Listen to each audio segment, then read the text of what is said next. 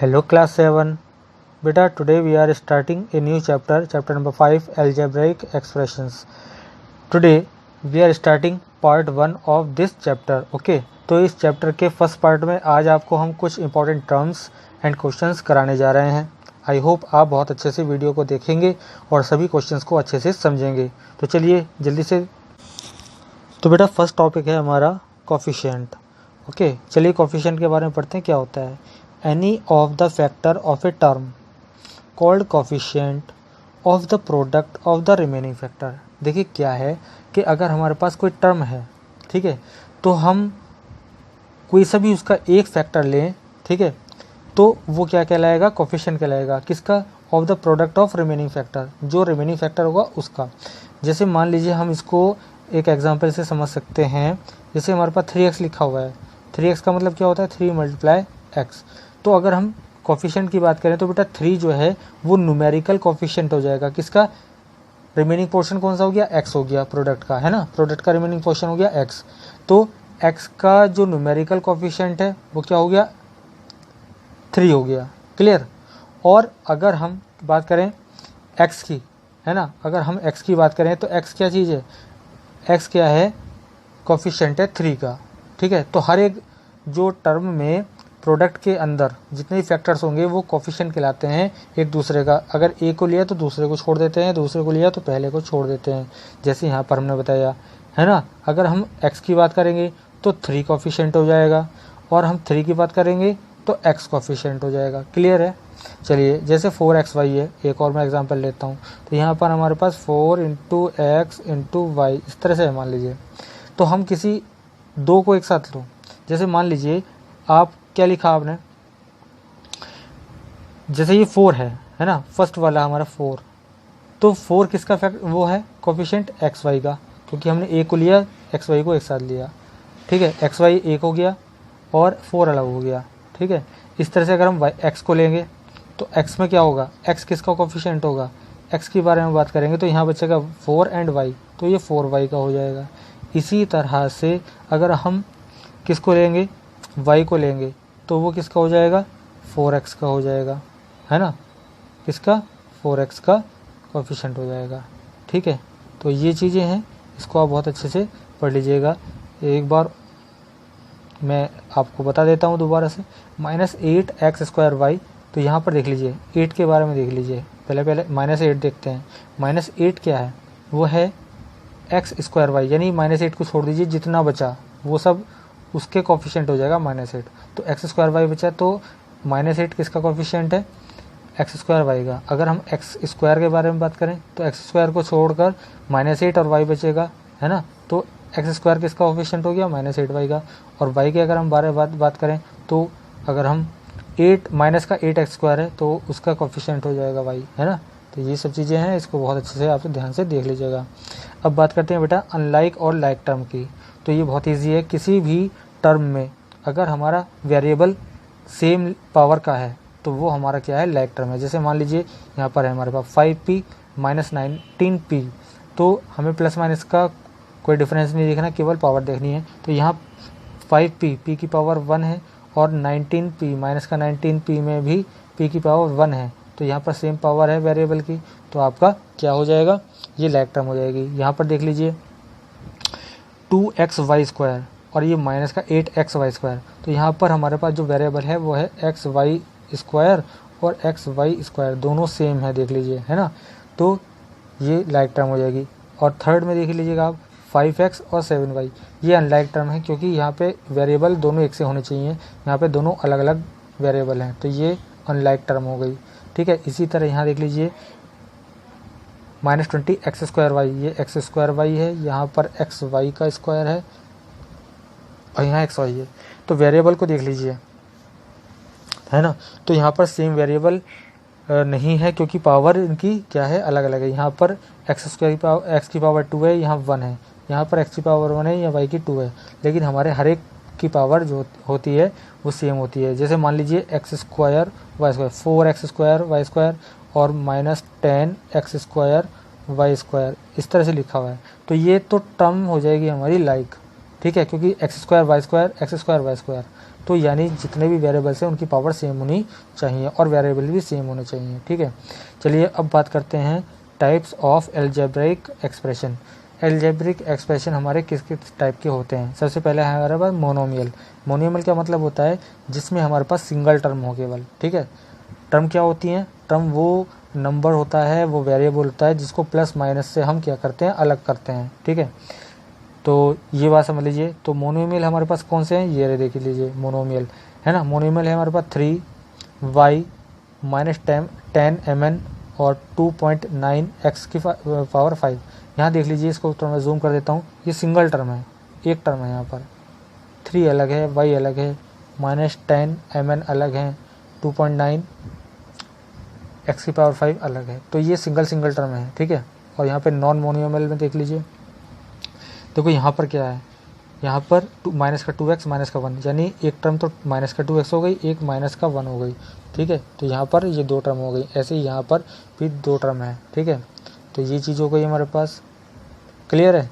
तो single term वाला जो होगा मोनोमियल होगा। The degree of monomial is the highest power of the variable. Variable की जो हाईएस्ट पावर होती है वो डिग्री होती है मोनोमियल की। If a single variable is present, है ना, अगर सिंगल वेरिएबल प्रेजेंट होता है।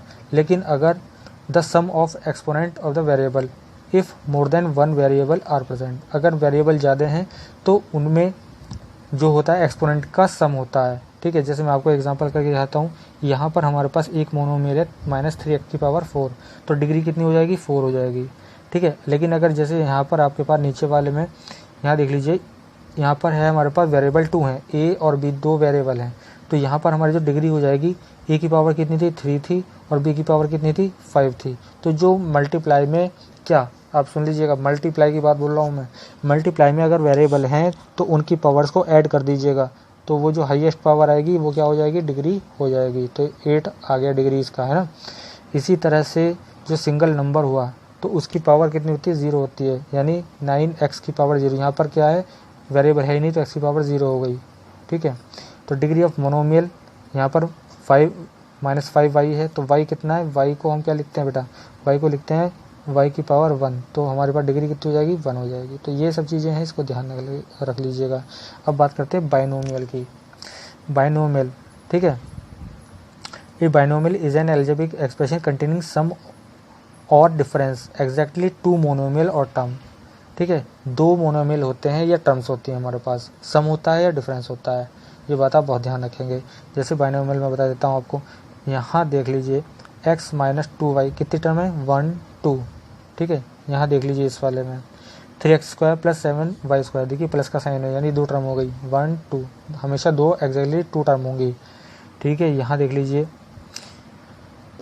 2x square minus 5y square, तो माइनस से दोनों टर्म अलग अलग हो गई, इसका मतलब ये क्या हुआ, बाइनोमियल हो गया, क्योंकि 2 टर्म है, फर्स्ट टर्म सेकंड टर्म। ठीक है, तो ये बाइनोमियल है, जिसमें 2 टर्म्स होती हैं एग्जैक्टली, वो क्या होता है, बाइनोमियल होता है। चलिए बेटा, नेक्स्ट टर्म है हमारी trinomial. Okay, a trinomial is an algebraic expression containing sum और डिफरेंस ऑफ एग्जैक्टली 3 मोनोमियल और टर्म।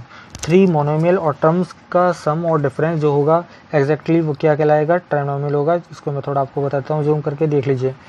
ये यहाँ पर आपको एक टर्म दे रखी है, कौन कौन सी, x minus 2y plus 3z, तो ये एक एल्जेब्रिक एक्सप्रेशन है ना। इसमें कितनी टर्म है, फर्स्ट x हो गई है, सेकंड 2y हो गई है, और थर्ड 3z हो गई है, तो ये क्या हो गया, ट्राइनोमियल हो गया है। ऐसे ही यहाँ पर फर्स्ट सेकंड थर्ड 3 टर्म है, तो ये क्या हो जाएगा, ट्राइनोमियल हो जाएगा। ठीक है, चलिए आगे बताते हैं पॉलिनोमियल के बारे में आपको। A polynomial is an algebraic expression containing 2 और मोर टर्म्स मोनोमियल्स, यानी एक एल्जेब्रिक एक्सप्रेशन जिसमें 2 या 2 से ज़्यादा टर्म्स होती हैं, उसे हम पॉलिनोमियल कहते हैं। ठीक है, चलिए एग्जांपल देख लीजिए इसके।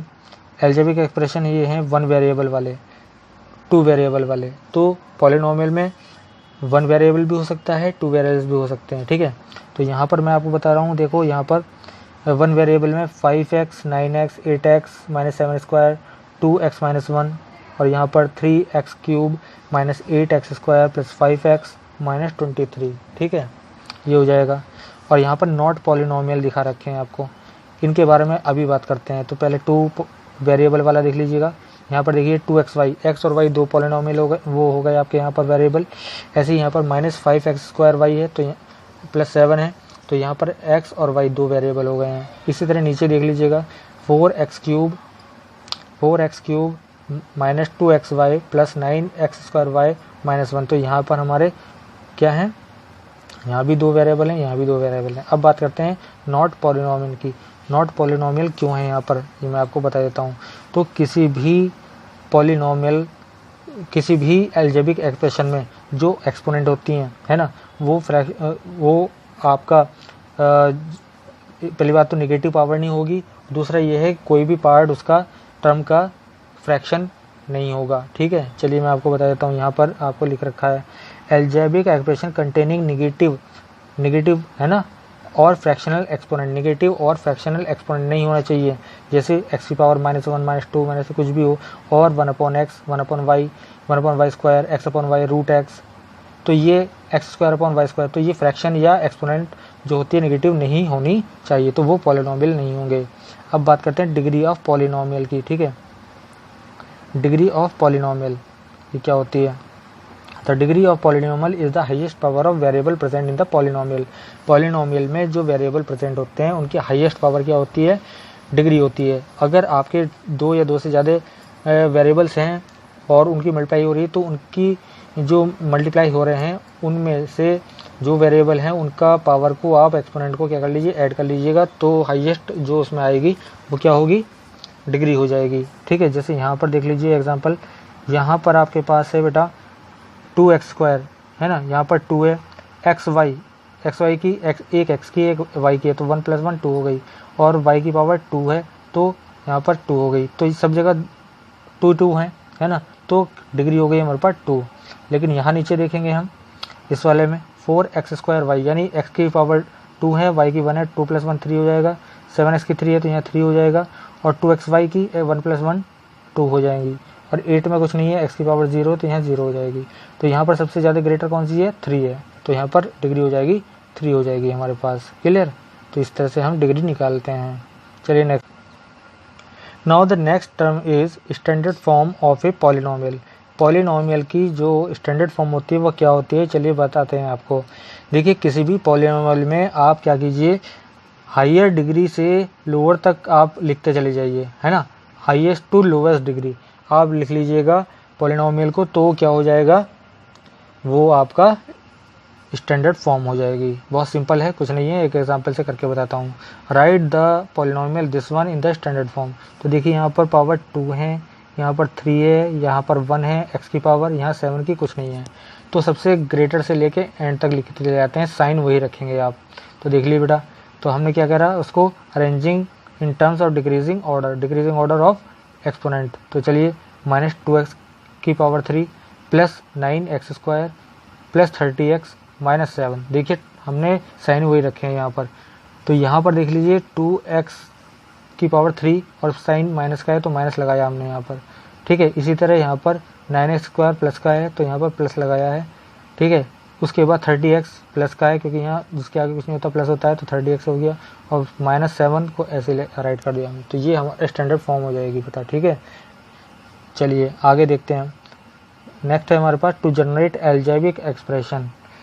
अलजेब्रिक एक्सप्रेशन को जनरेट कैसे करते हैं, किसी भी आप जो आपको वर्ड प्रॉब्लम दी होगी उसको पढ़ने के बाद उसमें ऐड, मल्टीप्लाई, सब्ट्रैक्ट और डिवाइड, है ना, करने के बाद उसको मेंटली थिंक करके आप क्या करेंगे, एक अलजेब्रिक एक्सप्रेशन बनाते हैं। ठीक है, चलिए क्वेश्चन करते हैं। एक्सरसाइज में इस तरह के क्वेश्चन आएंगे तो आपको समझ में आ जाएंगे। चलिए सेल्फ प्रैक्टिस एक्सरसाइज 5 ए पर आ जाते हैं और फर्स्ट क्वेश्चन देखते हैं बेटा। कुछ क्वेश्चंस के हिंट में आपको बता देता हूँ, बाकी क्वेश्चन सब आपको ही करने हैं। जैसे क्वेश्चन नंबर फर्स्ट है, which of the following algebraic expressions are polynomial. तो पॉलिनोमियल कौन से हैं, तो पॉलिनोमियल देखिए बेटा, ये पॉलिनोमियल है, ये पॉलिनोमियल है, ये पॉलिनोमियल है ना। ठीक है, अब यहाँ पर देखिए कौन कौन से नहीं है। जैसे मान लीजिए यहाँ पर फ्रैक्शन आया था, ये पॉलिनोमियल नहीं है, ये नहीं है ना, यहाँ नहीं है, तो इस तरह से हम निकालते हैं। तो इस कंप्लीट क्वेश्चन को कर लीजिएगा, मैंने हिंट दे दिया है आपको। ठीक है, चलिए नेक्स्ट पेज पर चलते हैं। नाउ क्वेश्चन नंबर 2, बेटा इजी क्वेश्चन हैं सारे, जो भी थोड़ा सा हार्ड लगेगा वो मैं आपको बता दूंगा, अदरवाइज सभी क्वेश्चंस आपको अपने आप करने हैं। चलिए देखते हैं question number 2, state the numerical coefficient and degree of the each monomial. हर एक मोनोमियल की आपको डिग्री बतानी है और न्यूमेरिकल कोफिशिएंट बताना है। तो देख लीजिए, मान लीजिए 45 है, अब 45 में आपकी डिग्री 0 हो जाएगी, क्योंकि यहाँ पर ना तो कोई वेरिएबल है ना कोई कोफिशिएंट है, क्योंकि कोफिशिएंट क्या होता है, जब तक वेरिएबल नहीं होगा उसके साथ मल्टीप्लाई में कुछ नहीं होगा, तो आपका पास क्या हो जाएगा, मान लीजिए अगर ये 45x होता है या समथिंग कुछ होता, तो यहाँ पे 45 तब तो कोफिशिएंट हो सकता था, है ना। तो क्या है यहाँ पर, तो यहाँ पर जब हमारे पास वेरिएबल ही नहीं है तो कोई वेरिएबल नहीं हुआ, कोई कोफिशिएंट नहीं हुआ, तो डिग्री हो जाएगी हमारे पास 0।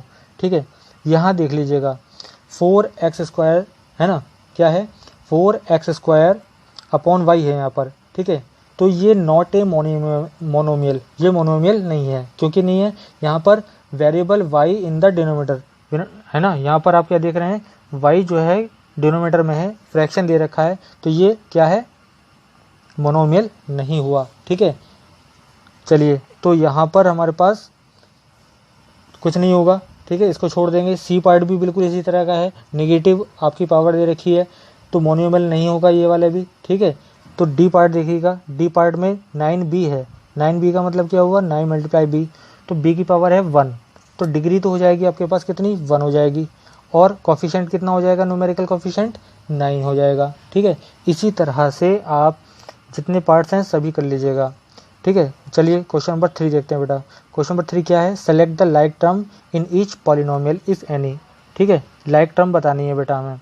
चलिए सबसे पहले क्या काम करते हैं हम, यहाँ पर देखिए ए पार्ट देखिए, तो 7x और 3x आपको दिख रहे हैं ना, तो ये लाइक टर्म हो गई आपकी, क्लियर हो गया, राइट। ऐसे ही मैं आपको बी पार्ट बता देता हूँ। चलिए बी पार्ट देखेंगे, यहाँ पर a और 2a है ना, यहाँ पर क्या है, लाइक टर्म है। ठीक है, इसी तरह से यहाँ देख लीजिए, यहाँ जैसे एफ पार्ट है, एफ पार्ट में AB² और AB² कहीं आया नहीं आया है, तो इसको छोड़ दीजिएगा, ये कुछ नहीं है। A²B यहाँ देख लीजिए, है ना, A²B ये क्या हो गई, लाइक टर्म हो गई। A²B कौन सा वाला, 7A² और 8A²B, तो ये क्या हो जाएंगे हमारे, ये हो जाएगा हमारा, माइनस भी लगा देंगे, माइनस का, क्योंकि आपके पास जो साइन दिया होता है क्वेश्चन में वही साइन लगाते हैं आप, तो ये आपकी लाइक टर्म्स हो जाएंगी। इसी तरह से आपको सारे पार्ट कर लेने हैं। अब आप देखिएगा question number 4, state the degree of each polynomial. Polynomial की डिग्री देखिए, तो बहुत ईजी हो गया। यहाँ पर हाईएस्ट पावर 2 है, तो डिग्री 2 हो जाएगी, वेरिएबल की पावर, है ना। यहाँ पर हाईएस्ट पावर वेरिएबल की कितनी है, 3 है, तो यहाँ पर डिग्री कितनी हो जाएगी, 3 हो जाएगी, क्लियर है ना। चलिए आगे देखेंगे, नेक्स्ट देख लीजिएगा, सी पार्ट में आपके पास सबसे ज़्यादा 3 है, 3x की पावर 3 है, तो इसका मतलब जो ये हाईएस्ट पावर हो गई ये आपकी डिग्री हो जाएगी, 3 हो जाएगा। ऐसे ही यहाँ पर आप देख लीजिएगा, यहाँ पर आपकी 2 + 1 x² y है, तो 2 + 1 3 हो गई। यहाँ पर 1 + 2 ये भी 3 हो गई, है ना। यहाँ 2 है, यहाँ है नहीं, तो हाईएस्ट पावर 3 हो गई, तो यहाँ पर 3 कंप्लीट डिग्री जीत कितनी हो जाएगी, तो degree of polynomial will be 3। चलिए क्वेश्चन नंबर 5 देखिए, determine whether the given polynomial are monomial, binomial, trinomial और none of these, then state the degree and coefficient of the polynomial. चलिए मैं आपको बताता हूँ। सबसे पहले तो आपको बताना है कि ये मोनोमियल है या क्या है, उसके बाद इसकी कोफिशिएंट बताना है, डिग्री बतानी है। तो यहाँ देखिए ए पार्ट में केवल सिंगल टर्म है, जब सिंगल टर्म है तो क्या हो गया, मोनोमियल हो गया। क्या हो जाएगा, ये मोनोमियल हो जाएगा, क्लियर हो गया। जब मोनोमियल है तो डिग्री कितनी है इसकी, अब देख लीजिए, सी की पावर कितनी है 2, डी की पावर है 1, तो 2 + 1, तो डिग्री हो जाएगी हमारे पास 3। और कोफिशिएंट कितना हो जाएगा, तो कोफिशिएंट हो जाएगा हमारे पास, कोफिशिएंट कितना है 5 है ना, कोफिशिएंट क्या है 5 हो जाएगा, क्लियर है। तो ये हमारा आंसर हो जाएगा। एक पार्ट में चलिए और बता देता हूँ आपको, ई पार्ट देखिए। चलिए जैसे ई पार्ट है हमारे पास, ई पार्ट में आपके पास क्या है 12ab - 8a²b, तो ये क्या है, यहाँ पर ये 1 टर्म है, ये 1 टर्म है, माइनस से दोनों अलग हो रही हैं, तो ये आ गया हमारा कौन सा, बाइनोमियल आ गया, है ना, बाइनोमियल आ गया, क्योंकि 2 टर्म हो गई हैं, ठीक है, बाइनोमियल है। अब डिग्री देखते हैं जरा यहाँ पर, तो यहाँ पर देखिए a की पावर 2 है, b की पावर 1 है, तो 2 + 1 हाईएस्ट पावर 3 हो जाएंगी, है ना, क्योंकि ए बी में तो 1 और 1 है, ए बी में 1 1 है तो 2 हो जाएगी, तो यहाँ 2 + 1 है 3, तो हाईएस्ट पावर 3 हो जाएगी, तो डिग्री हो जाएगी 3 हो जाएगी। इस तरह से इस क्वेश्चन को आप कर लेंगे। चलिए अब मैं बात करता हूँ क्वेश्चन नंबर 6 की, है ना। Arrange the given polynomial in order of decreasing degree in x, x की हमें डिक्रीजिंग में लिखना है। चलिए ये तो बहुत ईजी क्वेश्चन है, मैं आपको बता देता हूँ। ए पार्ट देख लीजिए इसका, ए पार्ट एक्स की पावर सबसे पहले ज़्यादा क्या है 2 है, तो एक्स की पावर 2 को राइट करेंगे, प्लस उससे कम वाला 4x करेंगे, और उसके बाद सबसे बिना x वाला, तो ये आपका आंसर हो जाएगा। इसी तरह से आप बी पार्ट देख लीजिएगा, सबसे हाईएस्ट पावर 6x3, तो 6x3 वाला लिखेंगे, फिर 2 वाला लिखेंगे 8x², फिर 1 वाला लिखेंगे -3x लिखेंगे, और फिर -12 लिखेंगे, ये आपका आंसर आ जाएगा। क्लियर है ना। डी पार्ट और बता रहा हूँ, देखो बेटा, यहाँ देखो x की डिग्री हमें लिखना है, तो हमें सबसे पहले x की क्यूब लिखनी है, प्लस अब x की पावर 2 कहाँ पर है, 2x² है भाई, 2x² y वाला लिख देंगे, प्लस x की पावर 1 वाला लिखेंगे, तो 1 वाला है हमारे पास कहाँ पर 3xy, है ना, प्लस 3xy ये वाला हो जाएगा, तो हमने ये वाला टर्म लिख दिया, है ना, और ये वाला टर्म लिख दिया। अब ये वाला भी लिखना ऐसे रह गया, क्योंकि यहाँ पर भी है हमारे पास -8xy क्यूब, क्योंकि x की पावर 1 1 है दोनों जगह, तो हम 3xy को और 8xy को आगे पीछे करके लिख सकते हैं, नो प्रॉब्लम, ठीक है। उसके बाद हमारे पास x क्यूब वाली टर्म पहले आ गई थी, और एंड में हमारे पास क्या रह जाएगा, y की पावर -3 रह जाएगी, तो ये हमारा आंसर हो जाएगा। इस तरह से आप ये क्वेश्चंस करेंगे। उसके बाद क्वेश्चन नंबर 7 है, right each polynomial in standard form. Standard form भी वही है, डिक्रीजिंग ऑर्डर ऑफ आपको लिखना है x का, तो सबसे पहले x³ प्लस माइनस वाला लिखेंगे, क्योंकि यहाँ पर x² हमारा माइनस में है, तो 3x² आ जाएगा, उसके बाद प्लस x आ जाएगा, और प्लस 17 आ जाएंगे, ये आपका आंसर हो जाएगा, ठीक है। इसी तरह से बी पार्ट देख लीजिए, बी पार्ट में आपको कैसे करना है, 20y की पावर 3, फिर माइनस का 3y², फिर माइनस का 13y और +1, इस तरह से राइट करना है, ये आपका आंसर हो गया।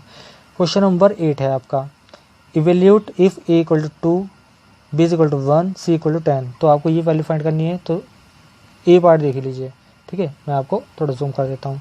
तो c³ का मतलब क्या हुआ, c³ का मतलब 10 की क्यूब हो जाएगी, यानी 10 × 10 × 10 कितना हो जाएगा, ये 1000 हो जाएगा, ये आपका आंसर हो गया। आपका बी पार्ट है 2b², तो 2b का होल स्क्वायर है, तो बेटा 2 × b की वैल्यू 1 है, तो यहाँ पर इसका स्क्वायर लगा दें, यानी 2 का स्क्वायर हो जाएगा, 2 × 2 यानी कि ये कितना हो जाएगा, 4 हो जाएगा, ठीक है। इसी तरह से आप करेंगे सी पार्ट, चलो मैं बता देता हूँ। तो सी की वैल्यू कितनी थी, 10 थी, है ना, सी की वैल्यू 10, आप देख लीजिए, मैं दिखा देता हूँ आपको, सी का वैल्यू 10 है, बी का वैल्यू 1 है, तो यहाँ पुट कर देंगे, तो 10 + 1 इसका होल स्क्वायर, यानी 10 + 1 11 हो गया, 11 का स्क्वायर, 11 × 11 कितना होते हैं, 121 होते हैं, ठीक है, कितना होता है, 121 हो जाते हैं, तो ये आपका आंसर हो जाएगा। इसी तरह से सभी क्वेश्चंस करने हैं आपको। मैं एक आध क्वेश्चन और बता देता हूँ आपको यहाँ पर, चलिए मैं आपको बता देता हूँ यहाँ पर एफ पार्ट।